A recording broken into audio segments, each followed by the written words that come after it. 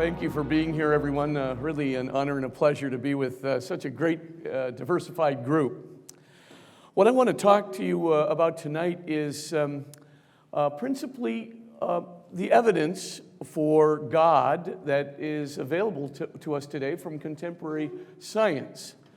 I'm going to address 4 points, and I'll explain them as I kind of go along.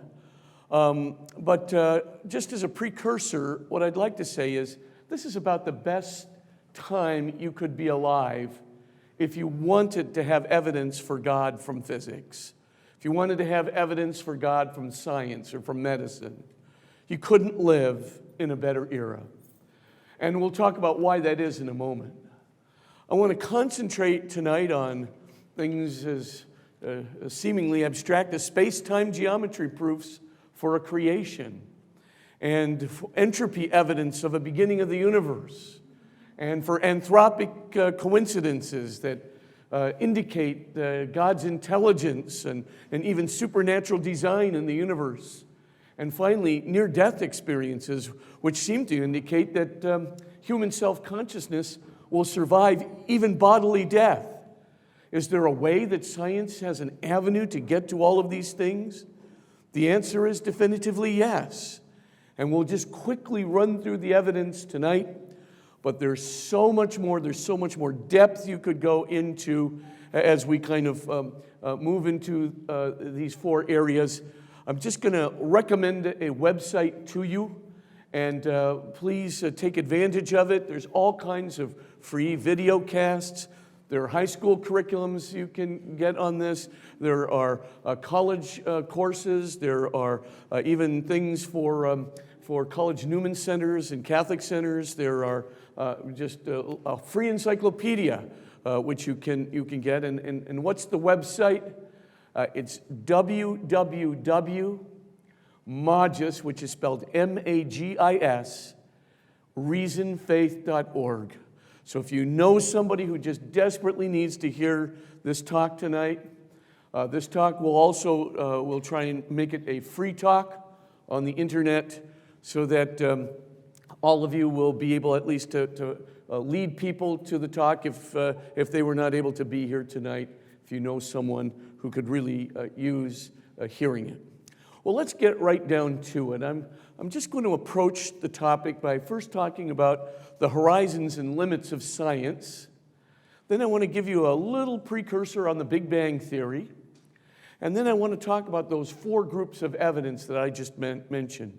Space-time geometry proofs for a beginning, entropy evidence of a beginning, anthropic coincidences indicating supernatural design, and then finally near-death experiences indicating the survival of human self-consciousness after bodily death. So what are the limits and the horizons of science?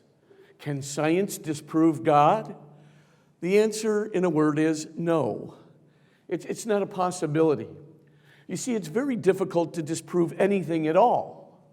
If you were going to try and use scientific evidence, which has to be observational evidence, right? Because science is based on experiments and measurements of the outside world which we observe. So science is based on observational evidence. It's very easy to prove something scientifically or observationally. All you have to do is see it once. So if you wanted to prove the existence of aliens, for example, by observational evidence, you only need to see one. However, try to disprove the existence of aliens with observational evidence. Why, you would actually have to visit every planet, know that you visited every single place that life could actually exist, make certain that the aliens didn't scurry away from you when you arrived at that planet, make sure that you absolutely knew that you had observed everything that there was to observe, and then notice that the aliens were not there. This is very difficult to do. So first of all, it's much harder to disprove things scientifically than to prove things scientifically. But now disproving God, that's twice as hard. Because remember, observational evidence comes from within our event horizon, and our event horizon is right here in this universe. But God, by definition, is outside of our universe.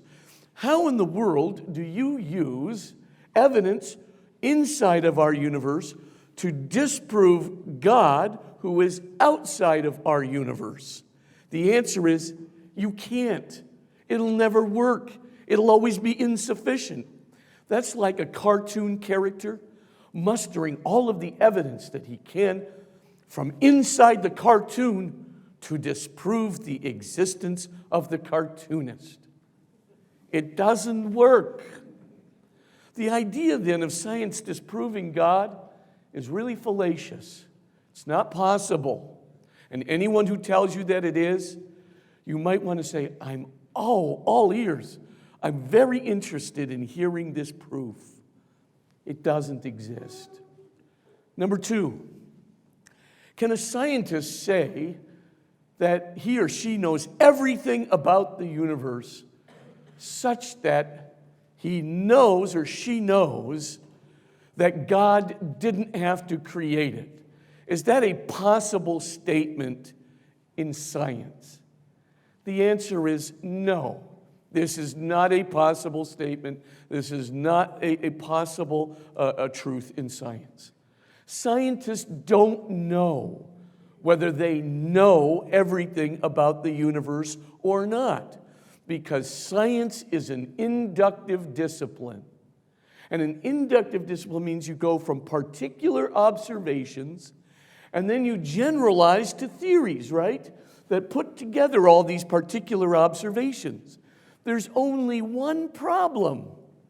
You don't know, and no scientist knows, whether he or she has made all of the particular observations necessary to come up with a complete theory, a theory of everything about the universe. Scientists don't know that they haven't made all the particular observations because they can't know what they don't know until they've made the discovery of what they didn't know. So what's the problem? Anybody who says, we now know everything about the physical universe, we've made all the observations that are necessary to have a complete theory of everything physical, they're just simply exaggerating that claim right out of the universe. They have no such knowledge. It's not possible to attain, and the inductive nature of science prevents it from happening. That having been said, you might be asking yourself, well, Spitzer, if you say that science cannot disprove God, and science can't even know everything about the universe such that it can know that it doesn't need God, then how can you get off saying that there can be evidence for God from physics? How can you say there might be an evidence for a beginning, which could imply a creation, which could imply a creator from physics? How can you do that? Very simply, by getting some evidence from within our universe, which is possible to get. Namely, we can prove an intrinsic limit to past time. Now, just hear me out for just a moment. I'm just going to talk about four things. Why would an intrinsic limit to past time prove a beginning of the universe, and that beginning of the universe prove, or at least imply in turn, a creation of the universe? Just four little steps. First thing, that intrinsic limit to past time, that's evidence from within our universe. So I'm going to all I have to prove is that such a limit to past time exists. If such a limit to past time exists, then what we're going to talk about is that means we can actually prove that there's a beginning of physical time. Now, physical time must condition all of physical reality. So if physical time didn't exist prior to the beginning, and physical reality couldn't have existed prior to the beginning, because wherever there's physical reality, there's got to be physical time. And if there isn't any physical time, then there isn't any physical reality. We'll talk about the beginning of physical time in just a moment. Now, if physical reality didn't exist before the beginning, then what was physical reality before the beginning? Nothing. Thank you. Thank you very much. Nothing is a very good word to describe it. The whole of physical reality was nothing. And by the way, that even includes if the universe were in a multiverse or the universe were actually existing in the higher dimensional space of string theory. I mean, basically, if physical time doesn't exist, I don't care if it's a multiverse, a higher dimensional space of string theory. I don't care if it's just our plain old universe. Physical reality was nothing prior to that beginning. Now, what do we know about nothing? Nothing. Thank you. That's exactly right, because nothing is nothing. We don't want to sneak something into nothing. Nothing is not empty space. Empty space is dimensional. It's orientable. You can have more or less of empty space, but you really can't have more or less of nothing, because it's nothing. Thank you. You got it. The same thing with, can nothing be a low energy threshold of a quantum field? No, because even if you have a zero energy threshold of a quantum field, quite frankly, you still have a quantum field which is something and not nothing. So nothing is nothing. That's what we know. Now, third step. What can nothing do? Nothing. Because it's nothing. From nothing, say the philosophers, only nothing can come. Because it's nothing. Zero just keeps generating zeros.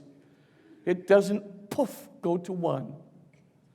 Now, that having been said, if the only thing nothing can do is nothing, let us move to our fourth step. And what is that? Well, when the universe or all physical reality was nothing, and it could only do nothing, then it could never have moved itself from nothing to something. Because the only thing it could have done when it was nothing is nothing. Conclusion. Well, if the universe could not have moved, or the multiverse or physical reality could not have moved itself from nothing to something when it was nothing, then something else would have had to have moved it from nothing to something, because we know one thing, nothing didn't do it.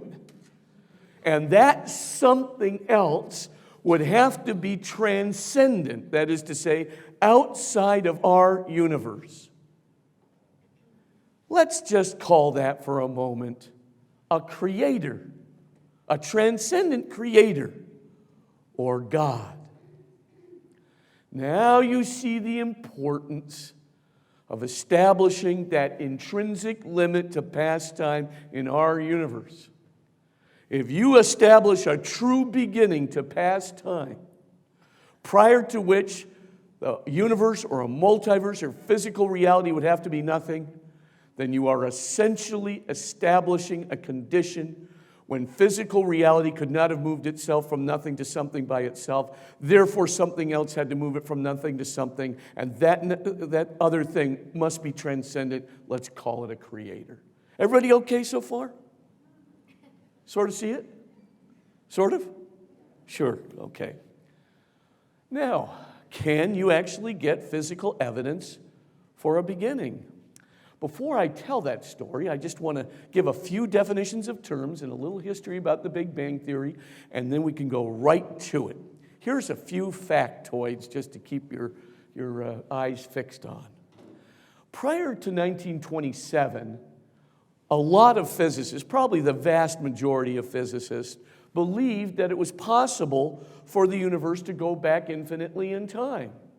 Some physicists believe because of their religion that it did not, But physically, it was permissible for time to extend backwards infinitely. There is an exception to this called the Coulomb argument or a Hilbertian argument in mathematics that we're not going to talk about tonight. But the key thing to remember is that was the general thinking. The thing that we want to remember is that in 1927, a Belgian priest by the name of Father Georges Lemaitre came along. And this Belgian priest went to MIT.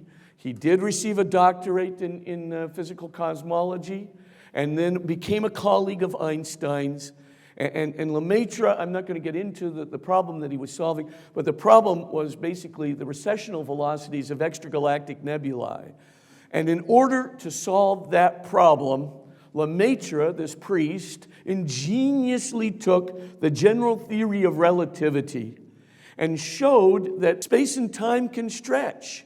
So it's no need, right, for for us to think about the universe as kind of having things moving into a pre-existent space. The universe literally has these galaxies, and the space between the galaxies is stretching and growing, sort of like a balloon. And of course, if you put dots on the balloon and you keep blowing up the balloon, you get more elastic between the dots. And what's happening to all the dots? They're all moving away from each other because the elastic between them is stretching and growing. Well, space-time is a field just like that. It can actually stretch, it can grow, it can change its coordinate structure according to the density of mass energy in it. It's a most remarkable thing. And Lemaitre figures if space-time grows, that he can actually explain the recessional velocities of these extragalactic nebulae. They're going too fast. But if you think about it for just a moment, then the further something is from you, if it's not moving away in pre-existent space, but instead the space is growing between the galaxies, you can see how the further galaxy would move away from you faster than the nearer galaxy. I mean, just think of it this way. Take out a rubber band when you go home and put the rubber band on a ruler and then put a dot at 0 next to your left thumb. Then put a dot on the rubber band at 1 and another dot on the rubber band at 2 inches. Okay? Now put your thumb on the dot that's at 2 inches and stretch it to 4 inches. So it grows 2 inches. You with me? How far did the dot that was at 1 move? It moved to where? To 2. So it only grew 1 inch. So when the further dot moved 2 inches, the middle dot, the one at 1, only moved 1 inch. Why? Because there was more rubber band to stretch. Remember, the space is growing. The rubber band between the dots is growing. And so Lemaitre had the explanation for why it is the case that the further away a galaxy is or a nebula is, the faster it's moving away from me. Because the space is growing. They're not moving in fixed space. Of course, Einstein looks at this and he looks at Lemaitre and he goes, the mathematics is perfect, right? It is the case that the recessional velocity is equal to the Hubble constant or the Lemaitre constant times the distance from me. There's no question it's directly proportional. But, he said, the physics is preposterous. Growing space in an expanding universe. Oh, a few years later, Edwin Hubble proved him to be absolutely correct. In his survey of the universe, he showed that the red shifts of all the recession, which indicate the recessional velocities of the galaxies, actually corresponded precisely to Lemaitre's formula and to Lemaitre's theory. He revised the constant, and it became the Hubble constant. And today we know the equation v, which is recessional velocity, equals h, which is the Hubble constant, times d, which is the distance from us. He was right. Well, what's this got to do with anything? A lot in a moment. But what it meant is the universe probably started as a little speck, maybe 10 to the minus 33 centimeters, or even smaller, a long time ago. And then all of a sudden, space started to stretch and grow. And of course, we're going to talk about dark energy in a moment, and the dark energy is causing it to stretch and grow. And then finally, of course, it's gotten to the place where it is today, the space continuing to stretch and grow because of the dark energy in it. And for all intents and purposes, it seems as if we roll the projector backwards, if we go backwards into time, it seems that eventually it would have to come down to a single point approximately 13.7 billion years ago when the so-called Big Bang actually occurred. Well, what do we know of our universe? By the way, Edwin Hubble verified the theory with the redshifts. Penzias and Wilson further verified it by discovering the 2.7 degree Kelvin uniformly distributed radiation, the so-called microwave background radiation, the remnant of the Big Bang, which correspond precisely to the temperature that would have been required of a 13.7 billion-year-old universe. For all intents and purposes, we at least had, starting in 1927, the very real possibility that the universe began at a single point and expanded until its current condition today. What is the current condition? Well, we probably have somewhere in the neighborhood of about 4.6 visible matter, 4.6% visible matter. Visible matter, absorbs energy, it emits energy, electromagnetic radiation, luminescent radiation, right? Only 4.6% is visible matter that can do something and make electrical lights work and suns can burn and so forth and so on. 23% is dark matter. Dark matter comes in very, very small, refined particles, at least we think so, probably passing through our bodies right now. But it doesn't absorb or emit radiation. It doesn't absorb or emit light. So we really can't see it. We don't know it except by its gravitational effects. That's why, by the way, galaxies don't fly apart because of dark energy. And then the vast majority of energy in our universe is dark energy. Dark energy is very different from dark matter. And 72.4% of the matter energy in our universe is dark energy. And dark energy might be likened to a field which is attaching itself to the space-time field, which causes the space-time field to stretch and grow at an accelerated rate. So just as visible matter and dark matter cause the space-time field to collapse, giving rise to an attraction effect, dark energy has the reverse effect. It attaches itself to the space-time field and causes the space-time field to stretch and grow at an accelerated rate. It has a repulsive effect. Well, that's what you need to know typically. And within visible matter, we have four major forces, right? The electromagnetic force, causing, right, all this electromagnetic activity, running the tape recorders and running the cameras and running the lights and so forth and so on. And furthermore, we have the strong nuclear force. Strong nuclear force binds the protons together in the nucleus of an atom, so that's how you get a helium atom having two protons, right? You essentially have a stronger force that overcomes the repulsion force of the two like-charged particles, the two protons, right?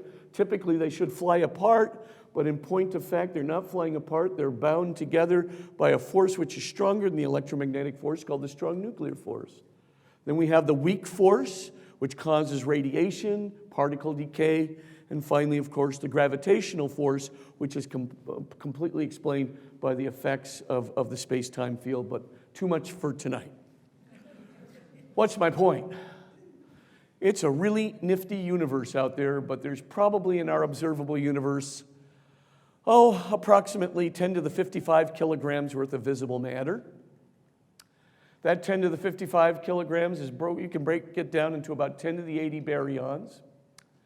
You can figure out what the dark matter and the dark energy would be proportionate to it. You can probably say that there are 10 to the 22 stars out there and 10 to the 11th galaxies. and that's our universe. And the question that emerges, and the singular question of importance to us tonight, is, was the Big Bang 13.7 billion years ago really the beginning of our universe? Is that really the intrinsic limit to past time? Or could there have been some other condition prior to the Big Bang in which our universe could have been, which would have allowed it to have existed infinitely or eternally into the past? That's the question. Was the Big Bang the beginning? Or was there a previous period? And if there was a previous period, would that have to have had a beginning? Well, we have three major theories to talk about. I'm just going to go through them very, very quickly. But the key thing is all of those other possibilities will also have to have a beginning. What's one possibility? The so-called multiverse, right? And a multiverse is like a big mega universe. And it's coughing out, as it were, little bubble universes all the time. One of those little bubble universes is our universe. It's trillions upon trillions upon trillions of other universes emerging from the false vacuum caused by the fields intrinsic to the multiverse. Is that a possibility with inflationary theory and string theory? Yes, it's a possibility. Do we have any proof for a multiverse? No, we don't have any proof. It's completely hypothetical, but it's a possibility, and we ought to consider that. Because if our universe is just one little bubble universe in a multiverse, well, maybe the multiverse can go back infinitely in time. Can it? As we'll see in a moment, it can't. You can actually get a proof that even a multiverse needs a beginning. There's a second theory called the so-called bouncing universe or the oscillating universe, right? In this particular case, our universe would be kind of expanding, and then one day it would have come to a halt, and then it would have collapsed in upon itself in a big crunch, and then had a bounce, and then it would have bounced back again and started expanding. And theoretically, you could have expansions followed by contractions, followed by re-expansions, followed by recontractions, and you could maybe go back ad infinitum. And maybe if all those bounces were occurring in the higher dimensional space of string theory, why maybe you wouldn't even have to answer all the problems of the traditional bouncing theory. By the way, bouncing universe theory has fallen into big, huge problems, and we'll talk about them a little bit later. But the key thing is maybe in higher dimensional space you can allow the universe to bounce and get out of all the problems with the traditional bouncing universe. The answer is no, you really can't. Those bouncing universes, they're going to have a beginning too. Well, now what? Well, basically, could you just have a static state for our universe to be in for an infinite amount of time, and then suddenly, poof, it starts to expand in the Big Bang? So it was really around for an infinite amount of time, and then one day, boom, it explodes. Actually, you can't have that either. No matter where you turn, you're going to have a beginning. Now, what I'd like you to do is, if you're really interested in looking at the mathematics behind all the proofs I'm going to be talking about tonight, I want you to go to our website, www.modestreasonfaith.org. We have Dr. Alexander Vilenkin's lectures at Cambridge University during Stephen Hawking's birthday party last year. We have all kinds of different things on there. You can read the actual articles by Borda Vilenkin and Guth and so forth. For these things, you can actually get the mathematics for it. I'm going to reduce it to kind of some simple logical steps, and then I think you can basically understand it. Well, why does our universe, a multiverse, a bouncing universe, and why do they all need a beginning? Let's go to our first kind of evidence, space-time geometry proofs. I'm not going to explain them in toto tonight, but you already know that space-time can stretch and grow. And it has very dynamic properties when it stretches and grows. And because of these properties, you can actually assemble proofs, like a 5-condition proof, wherein if all 5 conditions would hold, for example, and they were true for our universe or true for a multiverse, why you would actually have to have a beginning. Now, this process started back in 1993. Well, actually, it goes all the way back to 1968 with the singularity theorems. But the singularity theorems did not consider dark energy. That was a much more recent discovery. But the post-dark energy space-time geometry proofs start in 1993 with two physicists, Arvind Borda, an Indian physicist, who is now at the Kavli Institute at the University of California, Santa Barbara, just up the road there. And the second is Dr. Alexander Vilenkin, who is the director of cosmology at the Institute of Cosmology at Tufts University in Boston. So these two physicists got together, very bright physicists, I might add. They got together and they basically forwarded a proof in 1993 that had 5 conditions. It encompassed dark energy, inflationary universe, etc. And basically they showed that if any universe or multiverse were to meet these 5 conditions, that universe or multiverse would have to have a beginning. You could not continue past time, to a point beyond that beginning. And that would be a beginning of physical reality.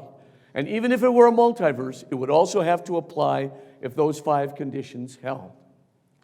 In 1997, they discovered a possible exception, a little loophole to their proof in the 3rd condition of the proof, which was called the weak energy condition. And it was a very, very remote possibility that could apply to our universe or a multiverse in which our universe could be embedded.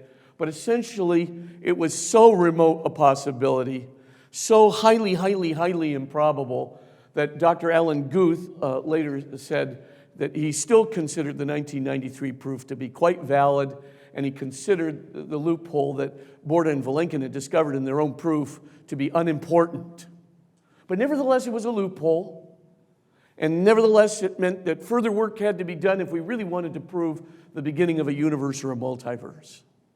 In 1999, this other fellow, Dr. Alan Guth, that I just mentioned, he has the chair of cosmology at MIT, Massachusetts Institute of Technology. And he came together, and by the way, he's the father of inflationary theory. This guy is one of the brightest physicists in the world today, for sure. And of course, he gets together with these other 2 physicists, Alexander Vilenkin and Arvind Borda, and they begin collectively to look at another kind of proof. But before he does it, in 1999, he sets out to test all the various models for inflationary universes or multiverses, right? And this is what he discovers. He says, try as scientists might, or physicists might, to try and develop a model of an inflationary universe or multiverse that could proceed eternally into the past, they have been unable to do so. All such models can be eternal into the future, but none of them can be eternal into the past. They must all have a beginning. Publishes this in Physical Review letters, right? And so the world is going, ooh, starting to get shaken up again. But then the 3 physicists come together and they develop a proof in 2003 called, not surprisingly, the Borda-Vilenkin-Guth theorem, or the Borda-Vilenkin-Guth proof, right? Proof and theorem, essentially the same. Okay, the theorem is not a theory, right? A theorem is like a proof. A theory is like an explanation of a lot of data in a comprehensive model. Okay. The key thing is, in the so-called BVG proof, right? The Borda-Vilenkin-Guth proof, there's only one condition. And this is highly, highly relevant. There's only one condition in order to make the proof. Not 5 conditions, but only one. And this makes it very difficult to disprove. And the second thing is, the proof works independent of the physics of any particular universe or multiverse. So it doesn't matter whether the general theory of relativity applies. It doesn't matter whether Einstein's gravitational equations apply. It's simply the physics of the universe doesn't matter at all. And we'll see why in just a moment. How does this proof work? One condition, the physics of the universe or multiverse, is really essentially irrelevant? How does the proof work? Let me just try and explain it in 5 little steps, if I might. Let's go back to that rubber band example on the ruler and Georges Lemaitre and the essential insight. Do you remember what we were saying? That the further the dot is from me, the more space there is to expand. And so when space expands uniformly, like the rubber band stretching to 4 inches, or the balloon being blown up, or the universe uniformly expanding, the more space you have, the more you would expect the recessional velocity to go up, because you're going to have more expansion per unit time on the dot that's further away. Remember, the dot, when we stretched it to 4 from 2, the dot which is at 1 only went to 2. 1 inch of growth versus 2 inches of growth, because twice as much rubber band, twice as much space grew. You sort of get it a little bit? The further the distance, the greater the recessional velocity. But it's not just the further the distance. What Borda-Vilenkin and Guth discovered, it was there all along, of course, is that as we move into the future, remember, the universe is expanding, right? So as you go into the future, what's distance doing between galaxies? Yeah, it's getting larger and larger. Thank you. So space or distance is getting bigger into the future. So we could also make another conclusion.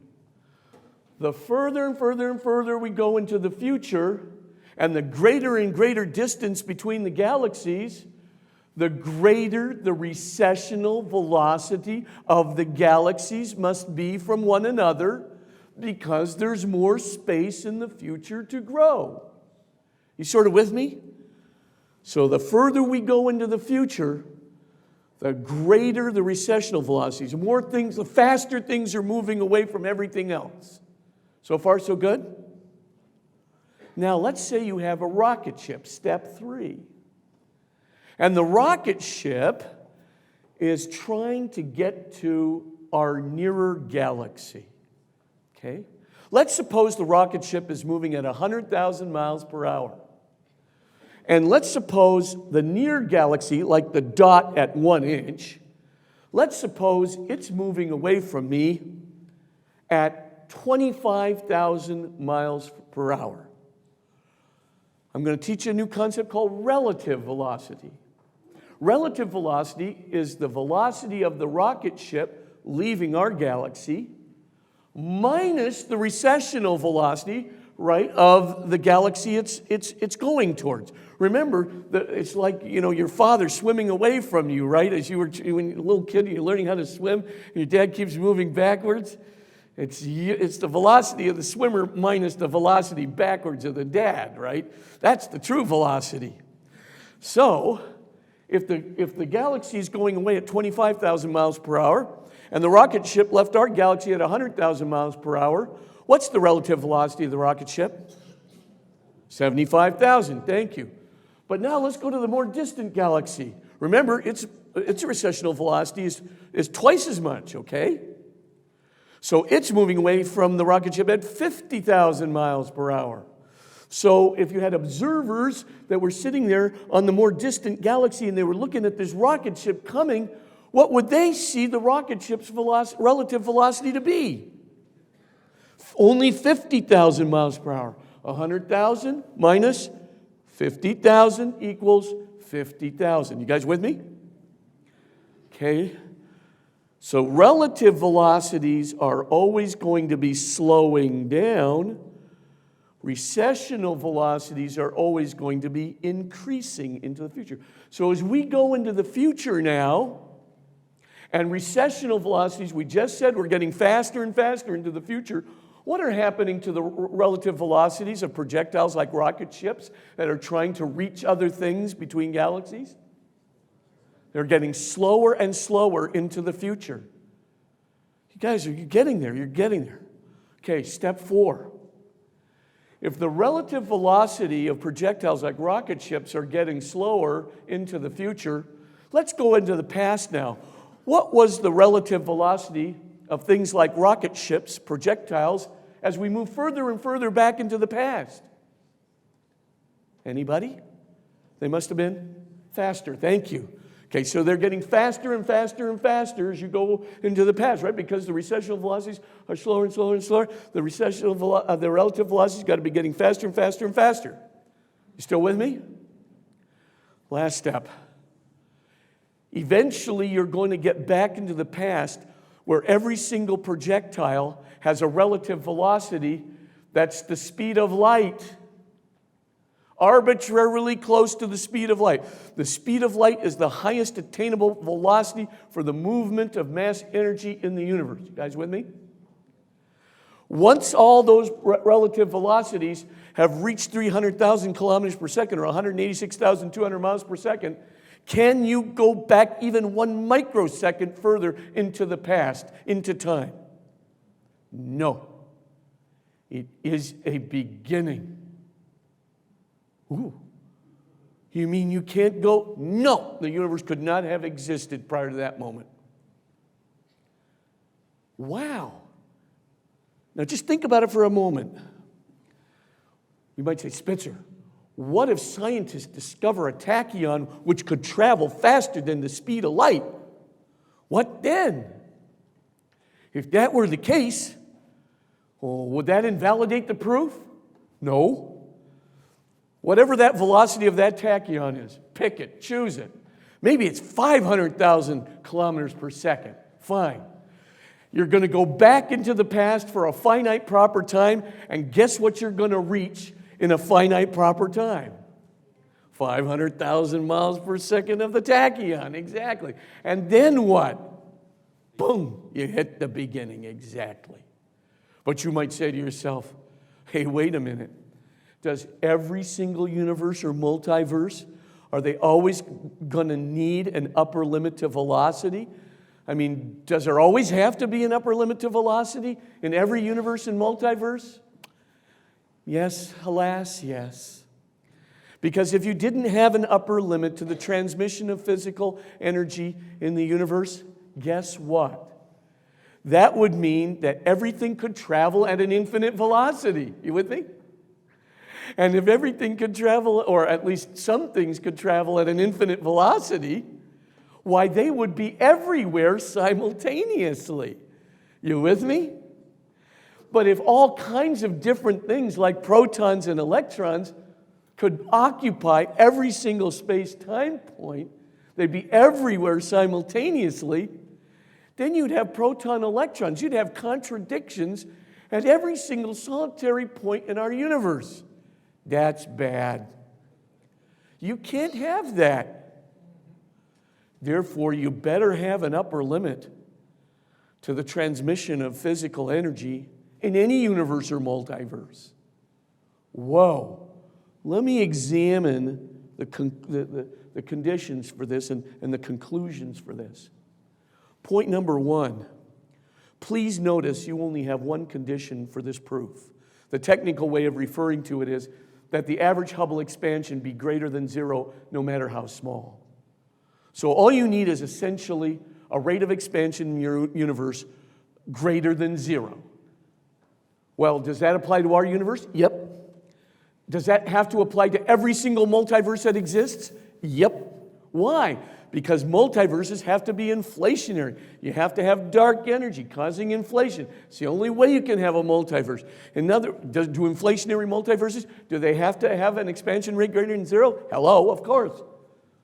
I mean, does this apply to bouncing universes too? Absolutely. Does it apply to bouncing universes in the higher dimensional space of string theory? Yes. If you read the Bordovich and Guth article, the 2003 proof in Physical Review Letters D, you will see very clearly that it has to apply even to bouncing universes in the higher dimensional space of string theory. Well, what are you saying, Spitzer? Every universal, multiversal, bouncing universe condition, every single one of them has to have a beginning, independently of the physics of the universe. And there's only one condition, so it's really, really hard to disprove. And it's independent of the physics of the universe, so it can apply to any universe or multiverse that we would like? Yes. Yike. What does this mean? Well, It means you'd have to have a beginning of our universe. And if our universe were embedded in a multiverse, that multiverse would have to have a beginning. And let's suppose we get extravagant and we say that our multiverse is in a multiverse of multiverses. That too would have to have a beginning because it would have to be inflationary and its expansion rate would have to be greater than zero. Well, what are you saying? Eventually, you will have to get to the end of beginnings of beginnings. And when you do, let's call that an absolute beginning of physical reality. And that's an absolute beginning of physical time, which is, of course, as we just said, an absolute beginning of physical reality. And what happens prior to the beginning of physical reality? I don't care if it's a multiverse, if it's in a multiverse of multiverses, bouncing universes in higher dimensional space and string theory. What happens when you get to the absolute beginning of physical reality? Physical reality is nothing prior to the beginning. If it's nothing prior to the beginning, what can it do? Nothing. And therefore, can it move itself from nothing to something when it's nothing? No. And therefore, something else will have to do it. And it looks like we are confronting or coming very close to a transcendent creative entity. And that we might call God. Let's get to the second piece of evidence. Fascinating though, isn't it? Second piece of evidence, let's just call it entropy. I'm just going to do this in 5 little steps again for you, just so you can kind of get the idea of what's going on. Basically, entropy is a measurement of disorder within a physical system. It's a measurement of disorder within a physical system. And of course, if the entropy is increasing, that means disorder in the system is increasing. Are you sort of with me? Now, here's the one thing you want to remember, step 1. Any physical system, if it's going to do some useful work, it has to have some ordering in that physical system. That physical system must be kind of like finely packed. It's got to be ordered in such a way so that it can actually do something. So just think in step 1 in your mind, if I'm going to have some useful work, I'm going to have some order in the physical system, which is causing this work. Okay? Pure disorder in a system, pure randomness in a system will not produce any useful work at all. It will be like cosmic microwave background radiation just sitting there, randomly distributed, a micro degree above absolute 0 Kelvin. That's not useful. Okay, first step, you want useful work, you need some order in your physical system. Second step, this is in fact the case. Every time a physical system produces useful work, a slight amount of disorder is going to occur in that system. So the production of physical work actually causes a slight increase in disorder, a slight increase in entropy in that system. So we're going to have a slight movement from order to disorder every time some work is performed by the physical system. Still hanging in there with me? Step 3. This is an irreversible process. Why? Because the odds, the probability of disorder or randomness is always far, far greater than the probability of order. That is to say, of organization within the system, which organization can produce useful work. So the probabilities always favor randomness, always favor disorder rather than order. So as useful work continues and the order of the system moves slightly more toward disorder, it's not going to reverse itself and go from disorder back to order again. Just think of some pool balls finely racked in a triangular configuration. You hit the cue ball, and bam! The balls are scattered randomly all over the table, and basically you go, big a deal. It's nothing. We expect this, right? It moved from order to disorder, and we didn't think anything of it. But boy, if you hit that cue ball, which hit the 10 ball, which hit the 8 ball, which hit the 7 ball, and then suddenly, and it reconfigures itself triangularly and spits the cue ball out at the end, you go, whoa, that's highly improbable. You would take note of that. You would think, wow, I don't think that's ever going to happen again. And you would be right. It's highly, highly, highly, highly improbable. Well, in the same way, in our third step, we do not expect a physical system which is gradually increased in disorder to suddenly, randomly, and spontaneously move back to order, because the probability of the order is so much less than the probability of the disorder. You with me? Fourth step. Let's now consider the universe as a whole to be an isolated physical system. What's an isolated physical system? A system where you don't have some kind of a pump or some kind of an electrical impulse coming to it from the outside, which could put some more order, put some more order to the physical system back into the system. An isolated physical system just all by itself, okay? Nothing outside it to put order back into it, like a refrigerator or a pump or something of that nature. Now, that being the case, if the universe were an isolated physical system, and we suppose that our universe is all there is unless there is a multiverse, then just say if the multiverse is an isolated system, then what would we expect? We would expect that the universe, because it's doing useful work, right? The stars are burning, the planets are growing things, physicists are thinking about it, work is being done, we're moving progressively from order to disorder. The entropy is increasing, the disorder is increasing in the physical system, the universe. It's irreversible according to step 3. So as the universe, let's suppose the universe existed for an infinite amount of time, and it really was an isolated system, and it really was doing work as long as it could do work for an infinite amount of time, progressively moving to greater and greater disorder, what would we expect the universe to be today? Somebody said it, maximum disorder, or another way of saying that is maximum entropy. Exactly. And what's maximum entropy? Why, that's just like our microwave background radiation, right? Our cosmic microwave background radiation. Just a fraction of a degree above absolute 0 degrees Kelvin, doing nothing. Uh-oh.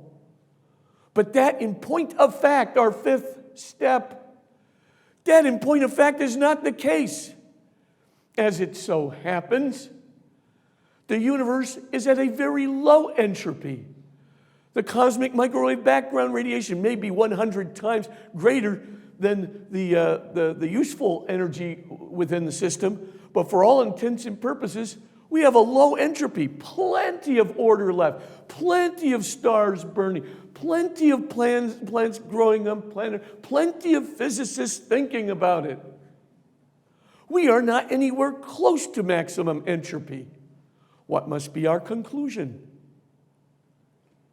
If the universe is an isolated system, then for all intents and purposes, ladies and gentlemen, and everything I just said about thermodynamics is true, which, by the way, is based not only on thermodynamic evidence, but on statistical evidence. What I said about entropy is true.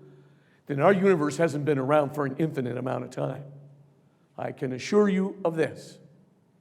And by the way, a lot of people thought that the bouncing universe might permit an entropy restart. Right? In other words, so the universe comes to a stop, but that's probably not going to happen because the dark energy in our universe, right, is so high, right? Over 72%, of our universe is dark energy, which is causing this repulsion. The universe is probably not even going to bounce once, for all intents and purposes. As far as we can see, if the dark energy was always here in the universe, and we suppose that it is, for all intents and purposes, the universe isn't going to bounce anyway. But at one time it was proposed, maybe in a universal collapse, the entropy could actually restart again, and we could go back to low entropy, and then, we'd have another chance. But what Jacob Bekenstein discovered is entropy actually proceeds not only in black holes, but in universal collapses. Penrose and Bekenstein discovered that the entropy would increase by a factor of 10 to the 80th as the universe collapsed toward a black hole or toward a bounce. This is not going to make for a good restart. In short, the entropy evidence shows precisely what our space-time geometry proof, our Borda-Vilenkin and Guth theorem just showed. He's still hanging in there with me? A beginning of the universe is very, very likely. You know what Albert Einstein said about the theory of entropy, though, the second law of thermodynamics? He said, if all of physics changes, that the general theory of relativity is completely altered, one thing will still stand. The second law of thermodynamics, entropy, because it's based on statistical evidence and not just on physical and thermodynamic properties. Yes, the flow from order to disorder is a matter of probabilities and not just physics.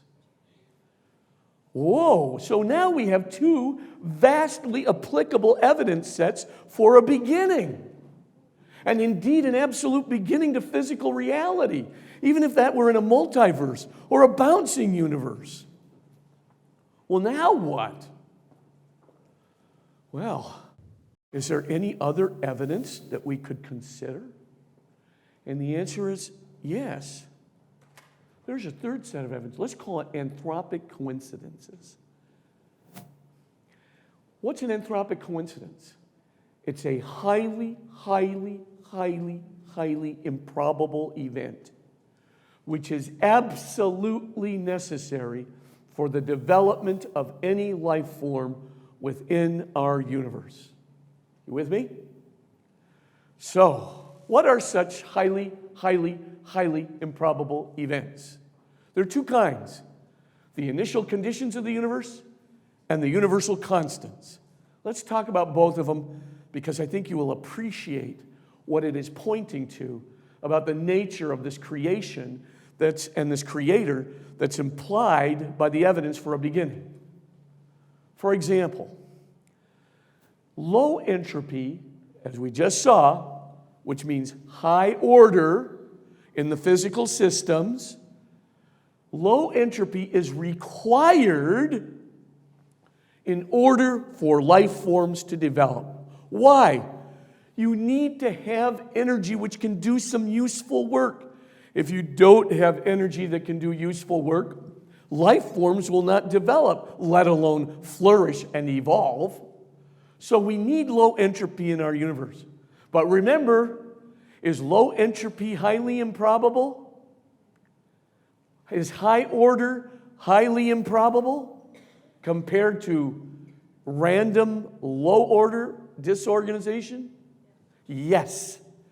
So, Roger Penrose actually calculated what the odds would be of our universe's low entropy occurring by pure chance. Remember, we need that low energy for life forms to develop. Do you know what the figure is? Do you know the odds against low entropy? Remember, low entropy, high order, is against the odds. It's highly improbable. Here's how improbable our low entropy is. It's 10 raised to the 10 raised to the 123 to 1 against. That's a double exponent, everyone.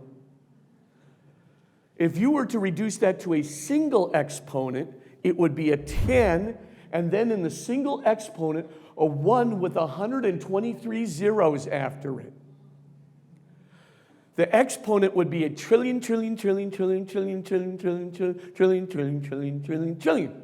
Now, if you were to write that number out with every zero being 10-point type, our solar system could not hold that number. It's a big number. This number is like the odds of a monkey typing Shakespeare by random tapping of the keys on the typewriter. You sternly order the monkey, type the works of Shakespeare, And the monkey begins. He begins, randomly typing on the typewriter, and you come in, you feed him every now and again, and he's furiously typing away randomly on the keys. And then, lo and behold, there's Macbeth, and then Hamlet, and Richard III in perfect condition. You go, oh my gosh, this is highly improbable. A flawless rendition of Shakespeare by random tapping of the keys. And you would be right. It's highly improbable. Indeed, 10 raised to the 10 raised to the 123 is so improbable we call it virtually impossible. This isn't going to occur by pure chance. But hang in there with me for a bit. If that's the case, and we can't find a single natural cause for why this low entropy would have occurred at the Big Bang. In other words, it was just a shot in the random dark that this low entropy occurred. Then I ask you, how in the world did we get all of the fine-tuning and ordering necessary for the low entropy of our universe at the Big Bang by pure chance? Maybe somebody helped the monkey with the Shakespeare. Maybe somebody helped the universe with the low entropy. But it gets better. We have these things called universal constants.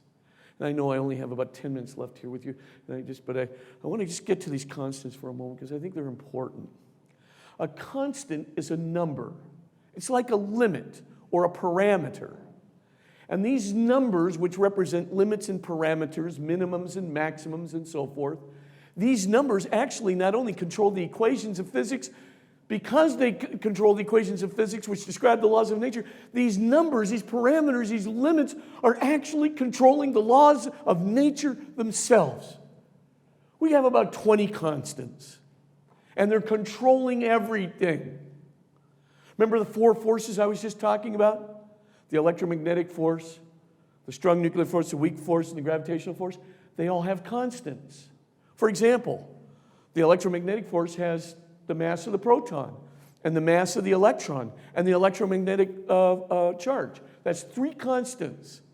And then the weak force has the weak force constant. The strong nuclear force has the strong nuclear force coupling constant. The gravitational force is the gravitational constant. We just talked about Hubble's constant, right? That transforms, the distance from me into the recessional velocity. That's Hubble's constant. The rate of expansion of the universe as a whole, right? That space is stretching and growing. We talked about the speed of light constant. 300,000 kilometers per second, 186,200 miles per second, representing the highest possible velocity in the universe. Is everybody started with me? Now, here's the deal with these numbers. Just memorize these two thoughts. First, those constants could have been almost anything at the Big Bang. They didn't have to have the values that they have. They could have been anything higher or lower, virtually anything higher or lower within certain parameters. Number two, you need these constants to be exactly what they are in a very, very narrow window in order for any life form to be possible at all. You still hanging in there with me? Number one, they could have been anything, any value, but in point of fact, they have exactly the values that they need to have for a life form to develop within a very, very narrow window. Let me just give you 3 examples. You'll get it. There's a lot of them. You can read them in my book, New Proofs for the Existence of God, Contributions to Contemporary Physics and Philosophy. You can read a whole bunch of them. Let me just give you one. If you altered the gravitational constant or the weak force constant by 1 part in 10 to the 50, higher or lower, 1 part in 10 to the 50. That's like a decimal point, 49 zeros, and a 1. You with me? Really small fraction. Higher or lower from their values. Either the universe would have been continuously exploding in its expansion, which is very bad for life forms, incinerating everything, or the universe would have collapsed into a black hole, crushing everything into 10 to the minus 33 centimeters, which which is very bad for life forms. You mean we narrowly escaped complete disaster, the impossibility of any life form whatsoever, by 1 part in 10 to the 50, higher or lower in these two constants, the gravitational force constant and the weak force constant? Yep, we did. You really believe this happened by pure chance? A single one-off shot at the Big Bang? Man, do I have a bridge to sell you? Just kidding. There's an explanation, possible multiverse, get to it. Number 2, here's another example. If you altered one of the following 4 constants by just a fraction higher or lower than their current values, the mass of the proton, the mass of the electron, the electromagnetic charge, or the gravitational constant, altered just a slight little bit higher or lower, then every star in our universe would either be a blue giant or every star in our universe would be a red dwarf. If every star in our universe were a blue giant, it would incinerate absolutely everything. This is very bad for life forms. If every star in our universe were a red dwarf, there would not be enough electromagnetic, luminescent, or heat energy to do anything. Everything would have frozen. You mean one little fraction off in these 4 constants and everything either fries or everything is frozen? That's right. Wow, we must be really, really lucky. We hit it straight on. Or maybe someone helped the monkey with the Shakespeare. Let's take the strong nuclear force coupling constant. If you just raise that 2%, there's no hydrogen in the universe. That means no nuclear fuel for the sun, no water, bad for life forms.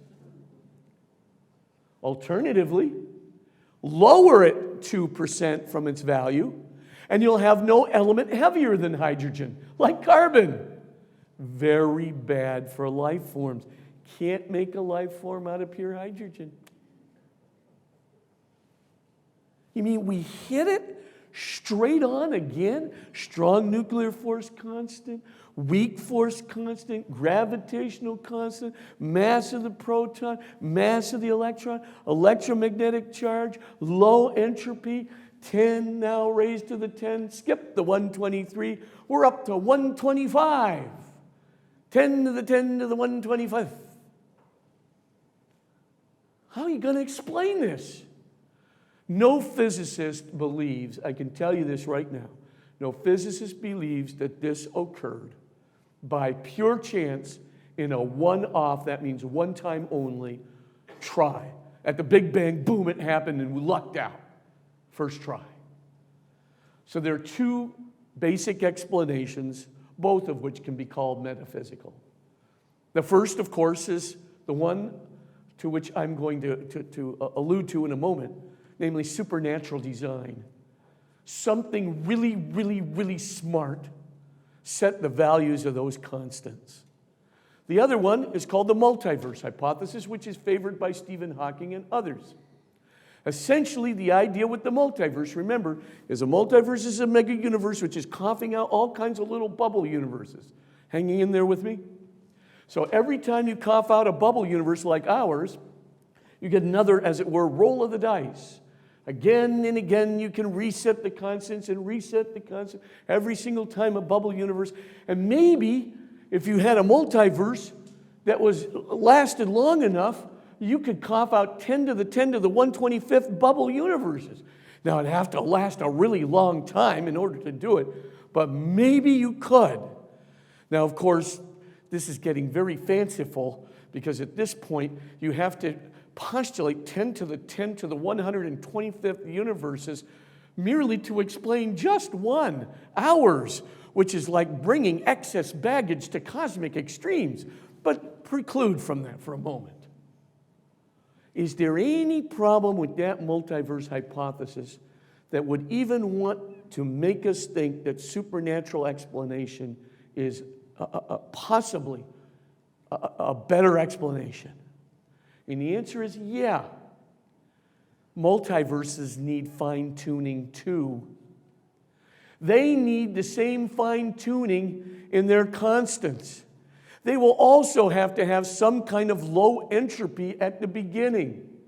In other words, if you have a multiverse and it doesn't have particular fine-tuning in its initial conditions, then the multiverse will sporadically, cough out bubble universes. But that's bad, because if you sporadically cough out bubble universes, they can collide with each other. And when they collide with each other, the entire space-time configuration is shaking like a jello, which is very bad for life forms in all those universes. So what's the point? If you need fine-tuning for the multiverse, all you've done is move the fine-tuning problem back one step from our universe now to the multiverse. We're not progressing much. And one might ask, where did the multiverse get that highly, highly improbable low entropy and fine-tuning for the ordered array of the manufacture of the bubble universes? I rest my case.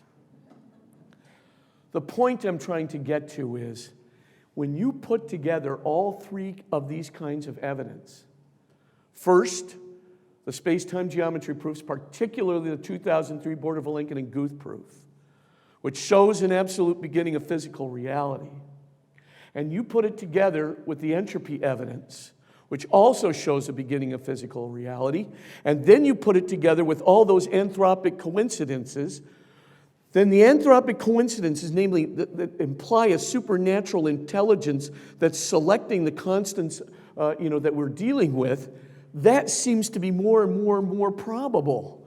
And as it seems more and more probable, then for all intents and purposes, it coincides more and more with that creator that's beyond the nothingness of physical reality that throws the universe into existence at once.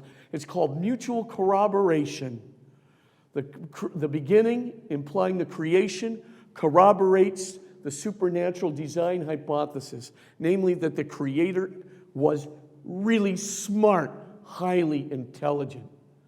I leave you with the words of Fred Hoyle, who put it this way.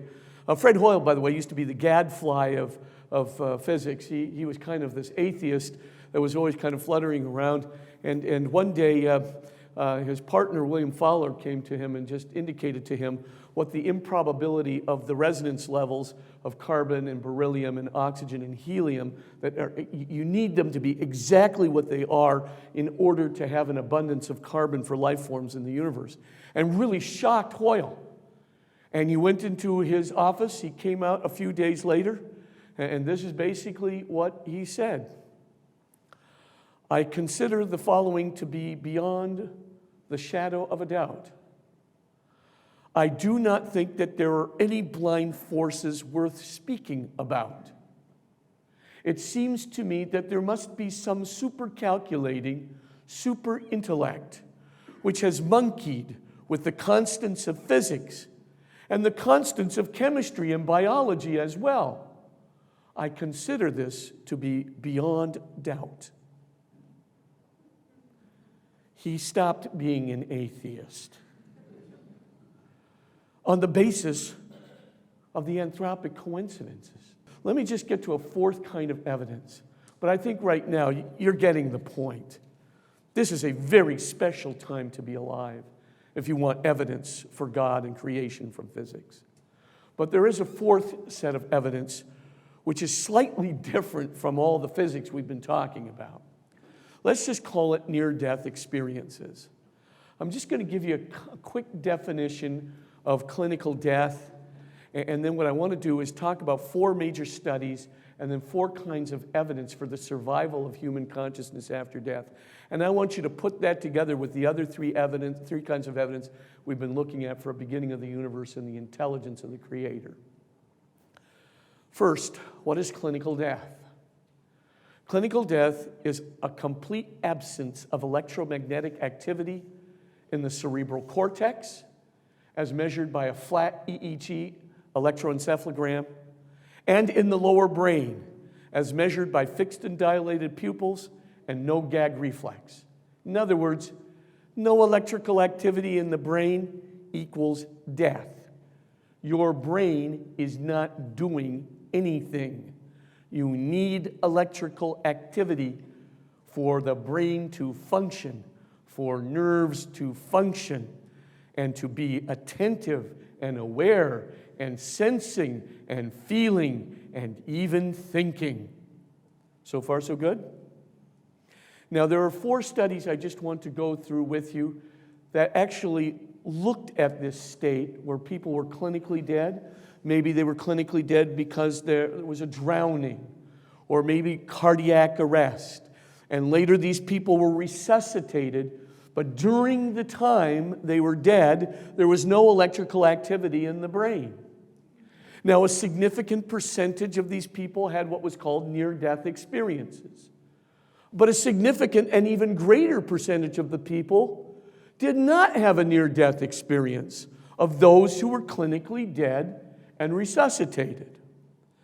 Now, here's the thing you want to say, is if a near-death experience is produced by the shutdown of the brain, in other words, a physiological explanation, and it is not only produced by, but is produced by shutdown, or was produced by morphine, or some other pharmaceutical that was induced at the time to help the patient, or was induced by the resuscitation procedure, then if 100% of the people experiencing clinical death all had a shutdown of the brain, and all of them had some form of pharmaceuticals induced when compared to control groups, and all of them had resuscitation performed on them in some manner, then why did only a few percent of them, like 20 to 25%, have near-death experiences, and the other 75% didn't? Doesn't look like it's produced physiologically. But let's go deeper into the evidence. We're going to talk about 4 studies, 4 kinds of evidence that would suggest that nothing physical produced it at all.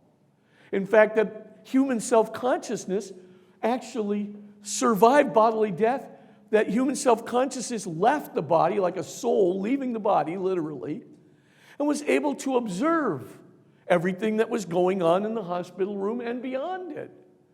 And point of fact, this state of self-consciousness had perceptive ability.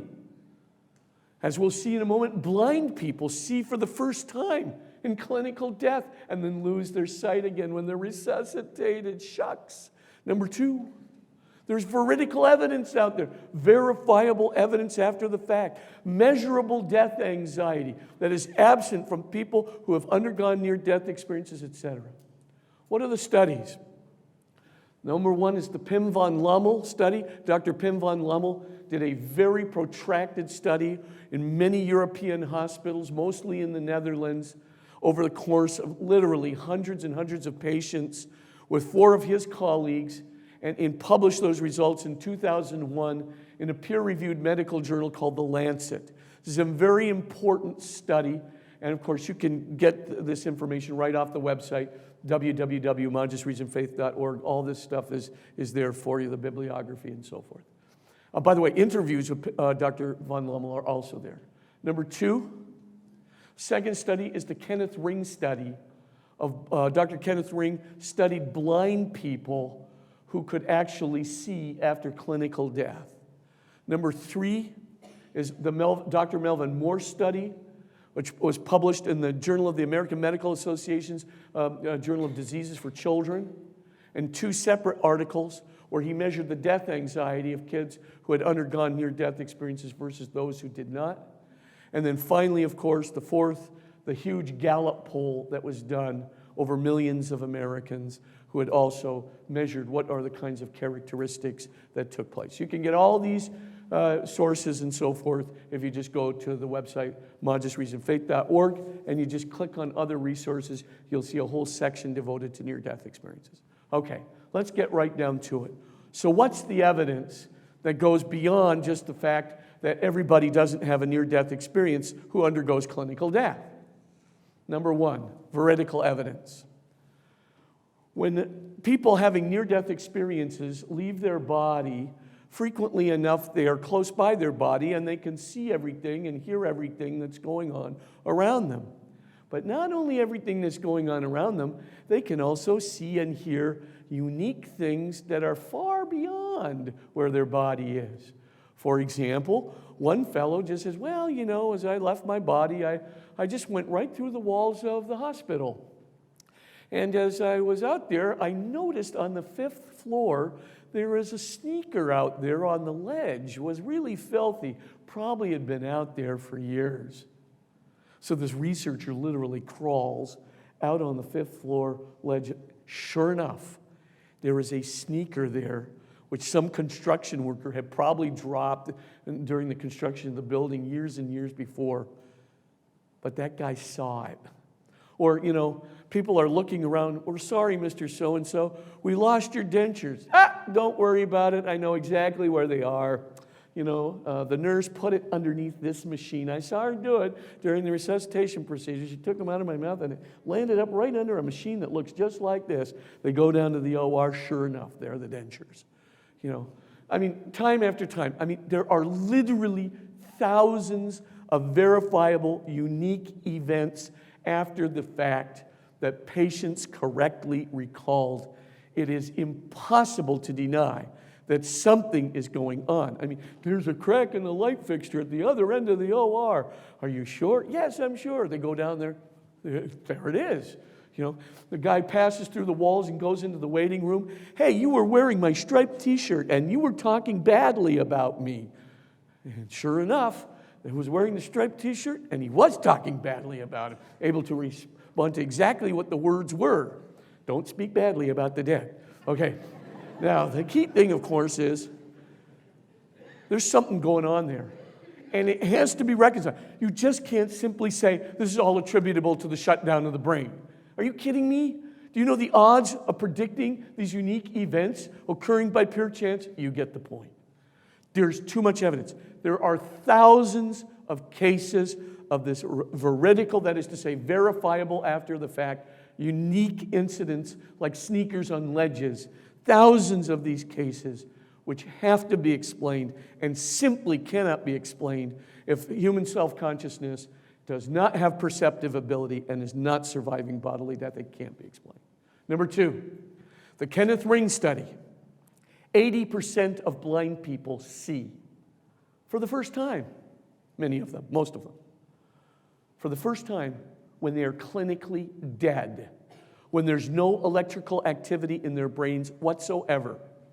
In fact, it's so unique for them to be seeing, they don't even have any words to describe how it looks. They just know I'm seeing, right? And of course, for the first time, they see a color and they know what it means. And of course, they're looking at that, and of course, they come back into their bodies and they're blind again. But the interesting thing is, they too could report veridical data. Unique occurrences that are verifiable after the fact. How did the blind guy see what was going on over here, which was a unique and non-repeatable event? I mean, Pim von Lommel just asked the rhetorical question. If you can explain this, this cannot be done by physical causation. Something's going on with human beings. Number three, Melvin Morse did a study of little kids. Basically, he tested these kids with kind of an adapted polygraph, which enabled him to measure the death anxiety, the nervous response of kids to, death anxiety. Now, if a kid was clinically dead but did not have a near-death experience, the death anxiety was much higher than the normal population. If a kid was clinically dead and did have a near-death experience, then of course the death anxiety was next to nothing. The absence of death anxiety, he kept testing it right into the adulthood of all of these kids. 30 years or 20 years later, the same report, no death anxiety as measured by Morse's team. How do you explain this? How do you explain this? Fourth thing, when people die, they not only stay around and look around what's going on at the hospital room or outside the hospital room, they go to the other side.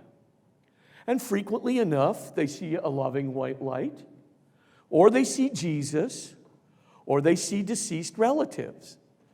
The best part is what Melvin Morse discovers, right? With the little kids who see the deceased relatives, or the little kids who are not Christians who see Jesus.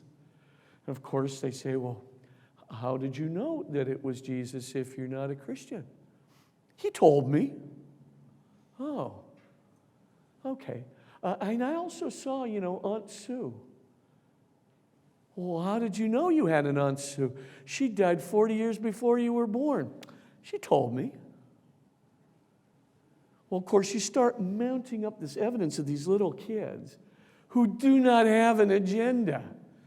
And they come back with all this evidence that they've been somewhere else and seen something, right, that they couldn't have known prior to the event.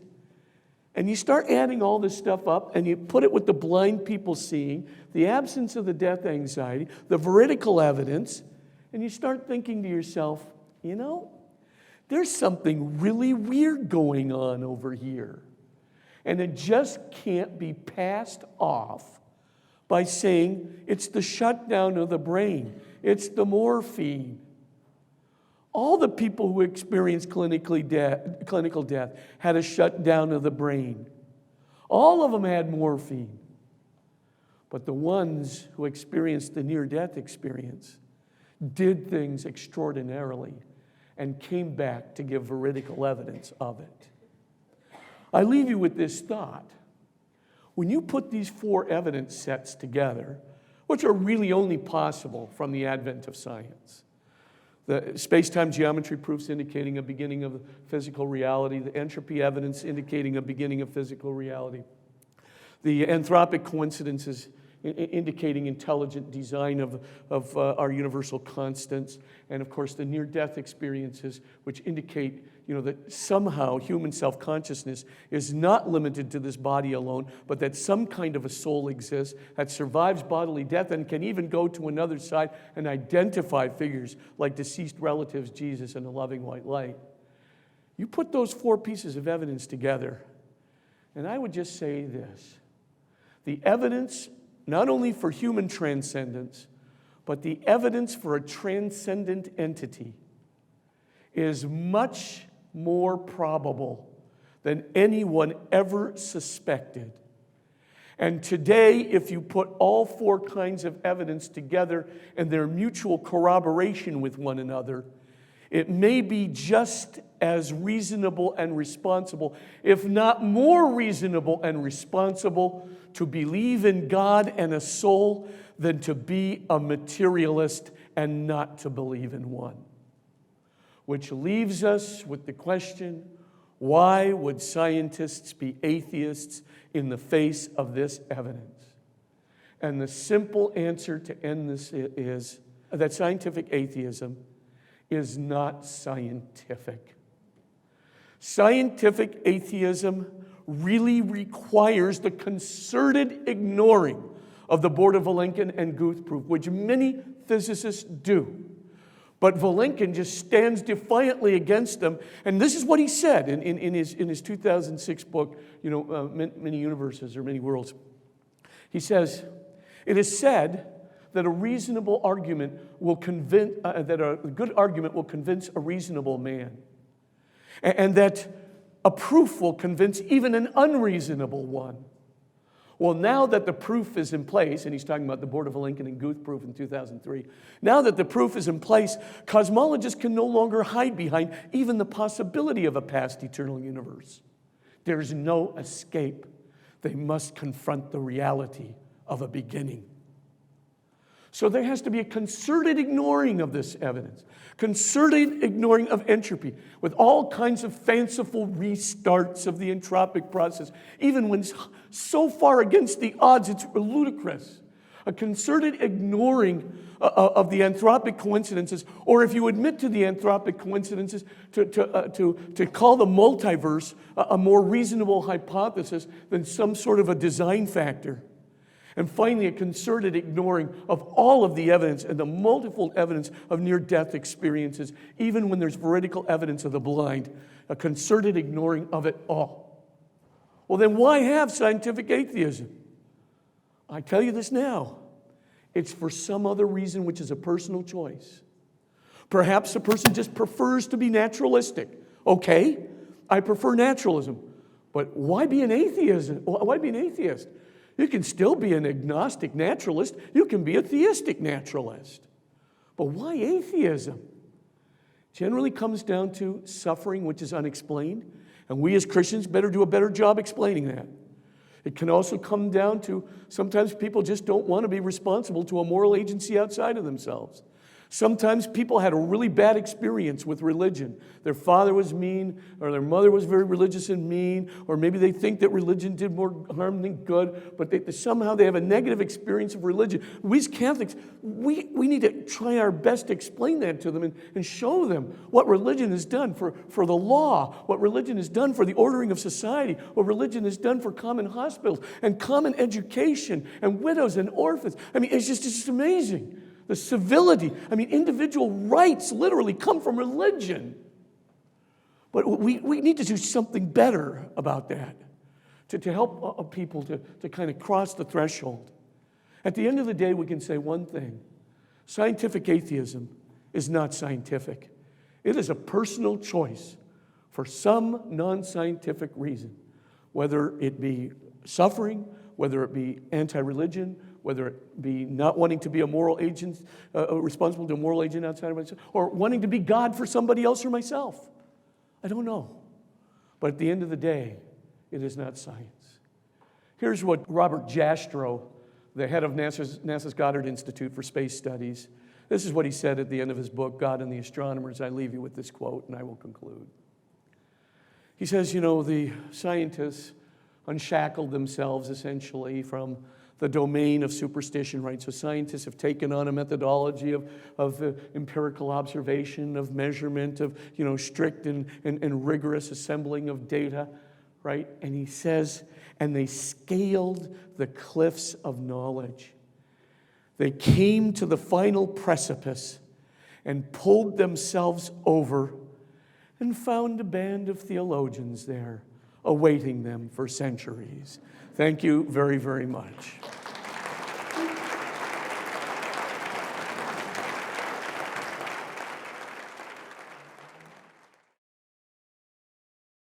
So as a Catholic astrophysicist, when I was studying the telescopes, I ran into the atheists, and I use a lot of the argumentative thoughts that you had.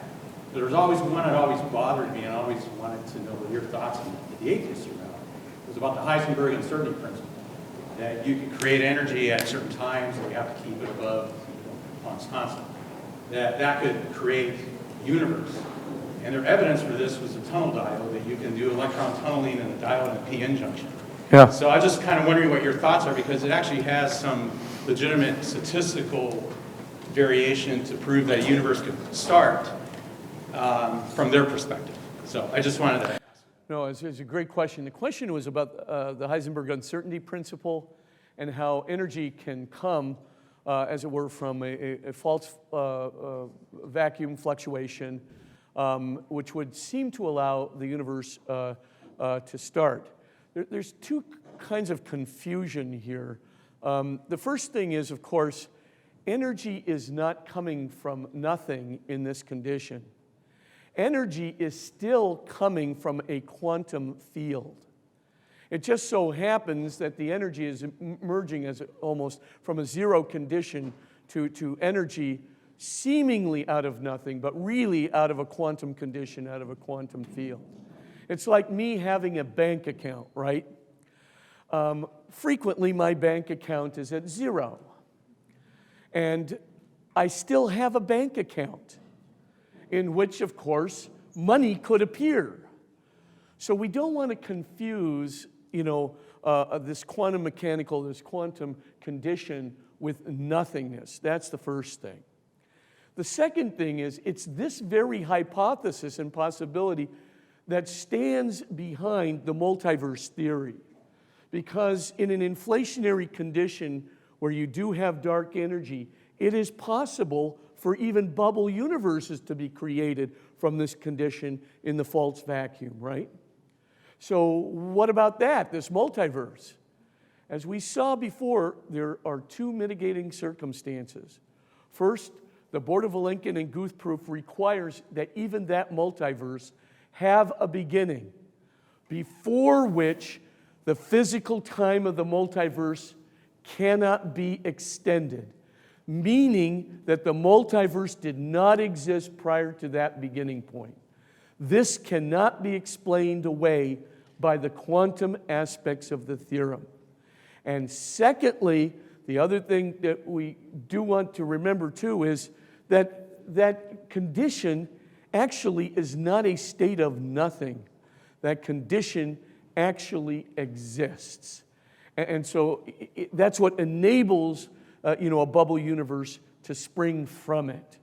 So for all intents and purposes, this is an interesting configuration. It gives rise to the possibility of a multiverse, but it does not explain the Borda-Vilenkin and Guth proof. You'd have to ignore the Borda-Vilenkin and Guth proof completely in order to make the explanation work. And secondly, it is a radical confusion of something with nothing. So that's the short answer to a very, very good question from, oh, by the way, he is a PhD in astrophysics. Good. Very nice to have you here today. Thank you. I'm not a PhD in astrophysics or anything like that. I just have a quick question. Sure. Regarding dark matter. Yes. You were talking that most of the energy in the universe is dark matter. The dark energy. Dark energy, yeah. Can you explain that a little bit, what Yeah. that is? Has it been measured? Have we seen it? Yeah, we know it through its proportionality. Right now, the way we know of dark energy and the way we, there's several pieces of experimental evidence that we have for dark energy. But right now, there is a significant amount of evidence that the universe is accelerating today. And I'm not going to go into that in detail right now, but there are some really great articles in Scientific American from about 5 years ago which explain that data very, very nicely in quasi-layman's terms. Essentially, you need something to accelerate the expansion of space-time beyond the normal uniform expansion. You need it in two periods. The first period is right after the Big Bang. You need a period of cool but highly accelerated expansion in order to explain the distribution of the galaxies, in order to explain mass in the galaxies and the distribution of mass within the galaxies. You also have to have this period in order to avoid terrible things like magnetic monopoles, which are easily detectable if they exist, but they don't exist. We don't have any signs of them at all. So for all intents and purposes, we need this super accelerating cool period, and it was Dr. Alan Guth that did conclude to the existence of vacuum energy or dark energy to produce this cool super accelerating period at the beginning of the universe. But we also need it at the end, right now in our universe. So since 0.5 redshifts, we are assuming that the universe continued to accelerate in its expansion, and there's quite a bit of evidence for that, as I said in the Scientific American articles of about 5 years ago, if you just look up dark energy. Number two, dark matter is very different from dark energy. Dark energy interacts with the space-time field in a way that causes the space-time field to expand and grow rapidly. So there's a repulsive character, whereas dark matter and visible matter interact with the space-time field by collapsing the space-time field, right? So essentially, when you have dark matter, right, it collapses the space-time field and causes what we'll call attraction, right? So it causes what used to be called an attractive force. Okay, now, Well, how do we know that dark matter exists? We also know that there has to be a huge source of matter beyond visible matter, right? Because remember, visible matter is only about 4.6% of the matter and energy in our universe. But remember, when dark energy interacts with the space-time field between the galaxies, it's causing the space-time to stretch and grow very rapidly. The question then emerges, why don't the galaxies fly apart along with the space between the galaxies? Something has to be causing a stronger force of attraction, right? Causing the galaxies to stay together when the space between the galaxies is flying apart. What must that be? Well, it couldn't just be visible matter, but it's partially visible matter, but visible matter too small to prevent the galaxies from flying apart. That's why we know there's about 23% of dark matter.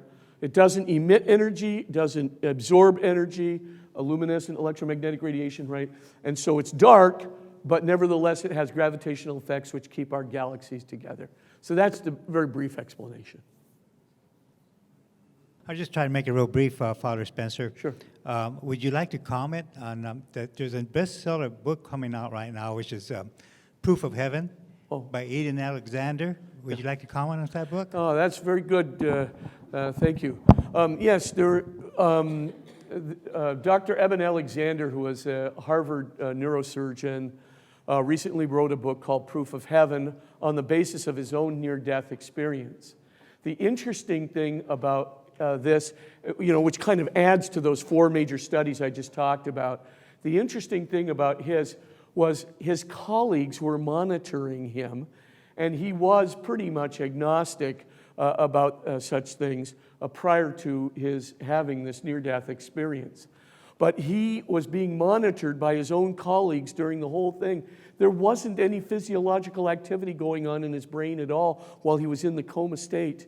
And he basically had this near-death experience, which he explains very vividly in this book, changed his mind completely. And of course, he now not only believes in God, but believes in heaven. But it's just one instance, whereas, with the Pim van Lommel study and the Ring study and the Moody studies and the Gallup studies, this deals with thousands upon thousands of people. And so it's very, very good evidence and corroborative veridical evidence as well. But it's a really excellent book, and I think it's a bestseller right now. Maybe one last question. Thank you.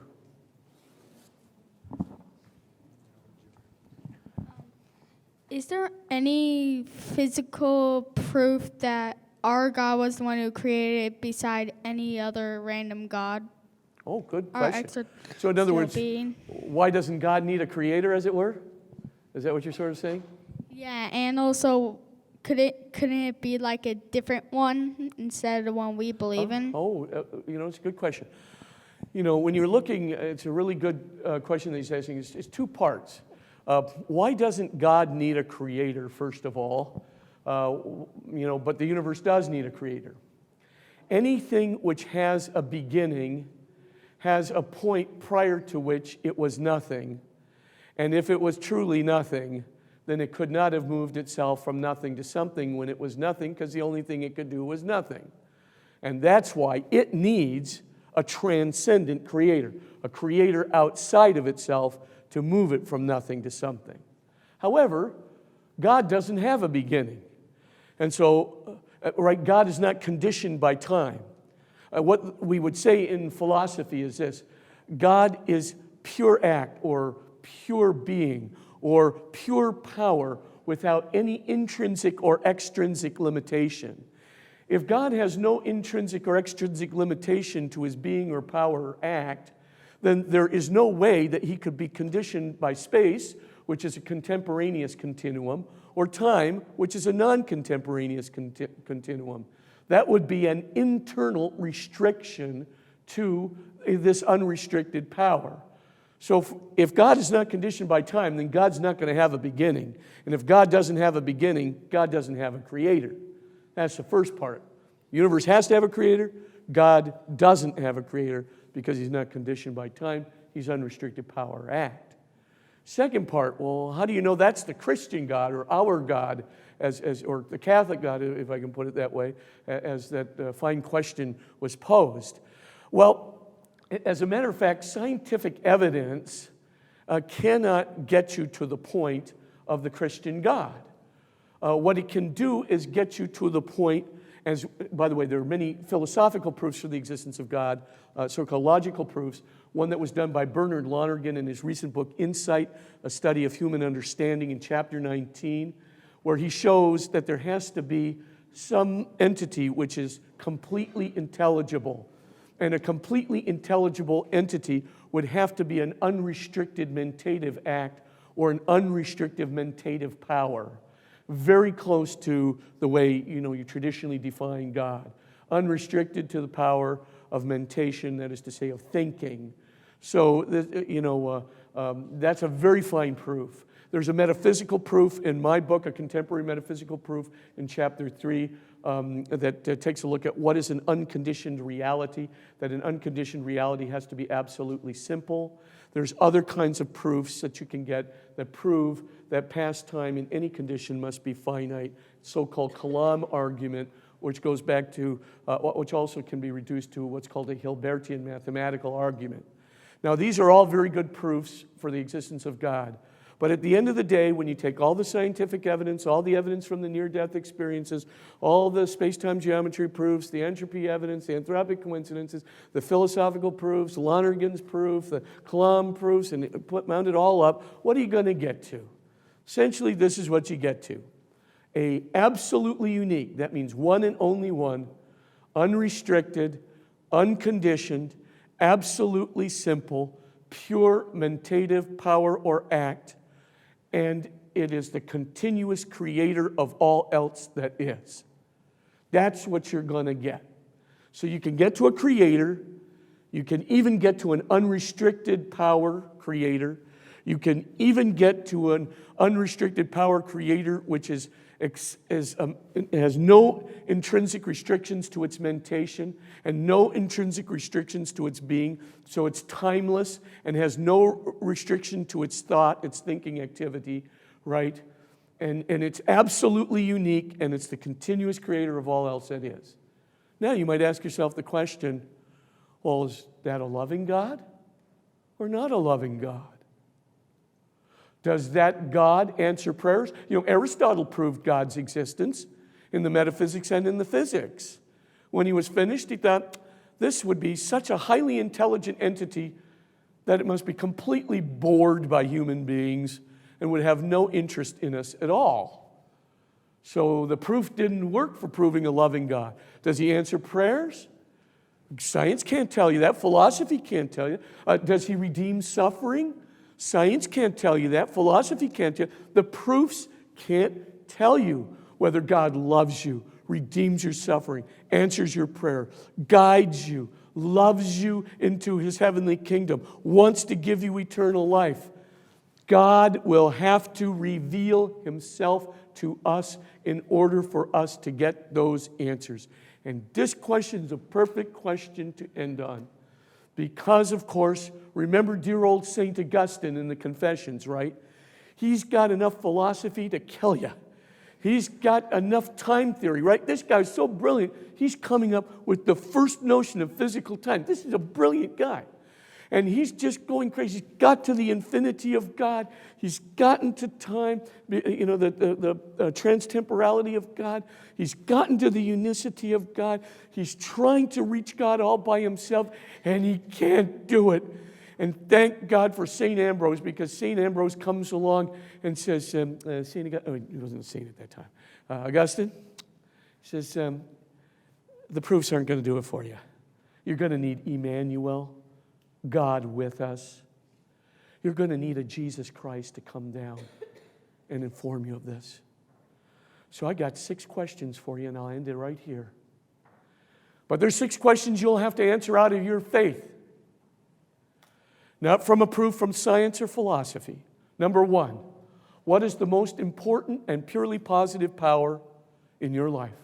The most creative power, the one power that can never go awry, the one power that will always result in something positive instead of something negative and can govern itself. If your answer to that question is love, then come with me to the second question. If the most powerful, most positive, most creative power is truly love, that is to say, the power that's going to enable you to be in a unity with somebody beyond yourself, right? If that's going to be the power, right, then can God, this creator we have been talking about, can that God be devoid of love? If love really is positive, can the unrestricted, unconditioned, pure mentative act that created everything and continuously holds everything in being, can that power be devoid of love? If you say, nope, love is too positive for that, I don't think God could be devoid of love, come with me to the third question. The third question is this: do you just want some love, or do you want unconditional love? Before you answer that question, consider how every beloved in your life has frustrated you because they have not been perfectly responsive, perfectly understanding, perfectly forgiving, perfect meaning in life. And they began to frustrate you because they just weren't perfectly loving, and I thought they were the one. What were you looking for? A finite human conditioned beloved? Or were you looking for unconditional love? And if you were looking for unconditional love, then let's admit it, everyone. What we really desire is not just some love, but unconditional love. So if you answer the question, no, I don't want just some love, I want some unconditional love, then follow me to the next question. If what you really desire, and the only thing that will ultimately satisfy you, is unconditional love, and unconditional truth, and unconditional goodness, and unconditional beauty along with it, if that's the only thing that can ultimately satisfy you, do you believe that the creative power that we can prove in a philosophical or logical proof, that the evidence for which shines forth from the physics of today, do you really believe that that unconditional, unrestricted, pure act, which is the constant creator of all else that is and can only be one and only one, do you believe that it could be devoid of unconditional love? If your answer to that question is no, and you say, no, I think it should have some unconditional love, maybe it is unconditional love, then I ask you a fifth question. Would unconditional love do this?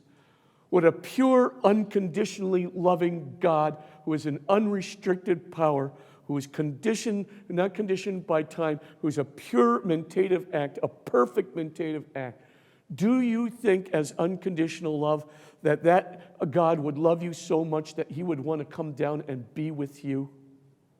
Do you think he would actually want to love you so much that he'd want to enter into a perfect act of empathy with you, into a perfect act of unity with you, peer to peer, face to face, so that doing the good for you was just as easy, if not easier, than doing the good for yourself?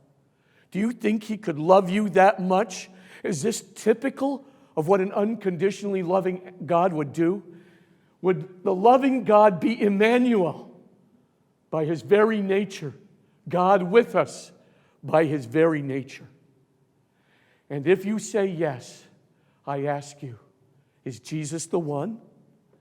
Is the one who rose from the dead the one? The one who preached the unconditional love of God the one?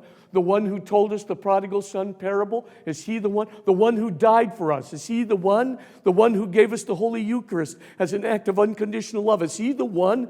Is he the one that gave us the Holy Spirit who guides us in love, the Holy Spirit who guides us in power, even miraculous powers of love?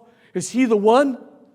I must tell you, my one and only response after gauging all the evidence these many years, including the way the Spirit has moved me in my own life, I must say yes, he is the one.